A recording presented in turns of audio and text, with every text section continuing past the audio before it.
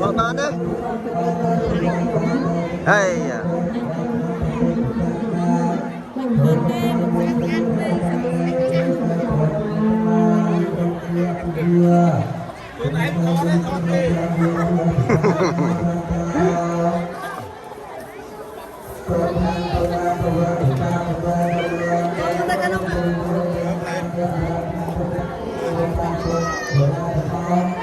Cho 30 càng nghe đang cho 30.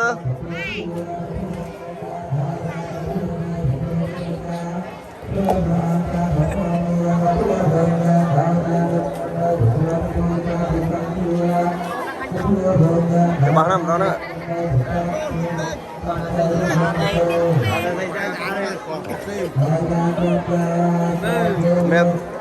Mẹ Việt Nam đó cái bóng mẹ Việt Nam mai con mua copy để tới mày.